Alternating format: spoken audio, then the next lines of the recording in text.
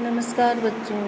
महाकवि सूरदास जी द्वारा रचित भ्रमर गीत सार के पद्य भाग को अपन कर रहे थे। इसी क्रम में आगे बढ़ते हुए आज व्याख्या लेते हैं। हरि अपने अंगना कुछ गावत, तनक तनिक चरणनी सो नाचत, मन ही रिझावत। बाह उठाए काजरी धोरी गेनी तेरी बुलावत, कबहुक बाबा नंद पुकारत, कबहुक घर में आवत। माखन तनक आपने करिले तनक बदन में नावत, कबहु चिते प्रतिबिंब खम्बले लीनो दिए खवावत। दूरी देखती जसुमती है लीला हरस आनंद बढ़ावत, सूर्य श्याम के बाल चरित नित ही देखत भावत। प्रस्तुत पद है वो सूरसागर के 10वें स्कंद से लिया गया है। इस पद में अपने पुत्र कृष्ण की स्वाभाविक विविध क्रीड़ाएँ माता यशोदा के हर्ष और उल्लास की में दिन प्रतिदिन वृद्धि कर रही हैं। सूरदास जी ने यहाँ इसी बात का वर्णन किया है। वे कह रहे हैं कि कृष्ण अपने आंगन में कुछ गा रहे हैं। छोटे छोटे चरणों से वे थोड़ा थोड़ा नाचते हैं और मन प्रसन्न होते हैं। वे बाँह उठाकर कजरी यानी काले रंग की और सफ़ेद रंग की गायों को जोर से बुलाते हैं। वे बाहर आकर कभी नंद बाबा को पुकारते हैं, कभी घर के भीतर आते हैं। बाल कृष्ण कभी कभी अपने छोटे छोटे हाथों से मक्खन लेकर अपने छोटे मुंह में डालते हैं और कभी खम्भे में अपना प्रतिबिंब देखकर नवनीत लेकर उसे खिलाते हैं। यशोदा छिपकर उनकी यह समस्त लीला देख रही है, जो कि हर्ष और आनंद को बढ़ाने वाली है। सूरदास जी कहते हैं कि श्री कृष्ण का बाल चरित्र प्रतिदिन देखने से अच्छा लगता है।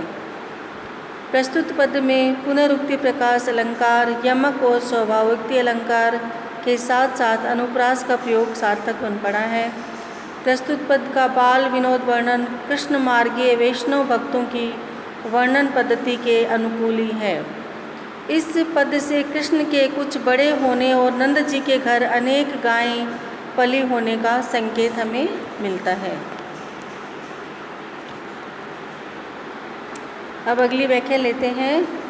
बनते आवत धेनु चराए, संध्या समय सांवरे मुख पर गो पद रज लपटाए। मोर मुकुट के निकट लस्ती लट, मधुप मनोरुचि पाए। विलसत सुधा जलज आनन पर उड़त न जात उठाए। विधि वाहन बच्चन की माला राजत उर पहिराए। एक बरन बपु नहीं बड़ छोटे ग्वाल बने इक धाये।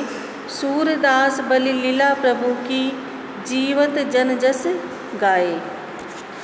प्रस्तुत पद सूरदास जी द्वारा रचित सुरसागर के 10वें स्कंद से लिया गया है। इस पद में कवि सूरदास जी उस समय का वर्णन कर रहे हैं जब कृष्ण सायंकाल गाय चराकर वन से लौट कर घर आ रहे हैं। सूरदास जी कह रहे हैं कि कृष्ण गाय चराकर वन से घर की ओर लौट रहे हैं। संध्या के समय उनके श्यामल मुख पर गायों के पैर अर्थात गायों के चलने से रास्ते में उड़ी हुई धूल यानी गोधूली लगी हुई है। उनके ललाट पर मोर मुकुट के निकट बालों की लट ऐसे सुशोभित हो रही है मानो भंवरे कृष्ण को रुचिकर समझकर एकत्रित हो गए हों। कमल पर अमृत लिपटा हुआ है, इसलिए भौरे उड़ते नहीं हैं। उनके हृदय का वक्ष स्थल पर मोतियों की माला सुशोभित हो रही है। सभी ग्वाल बाल एक वर्ण तथा एक ही आयु के हैं, कोई बड़ा छोटा नहीं है। उनमें कृष्ण अत्यधिक शोभायमान लग रहे हैं।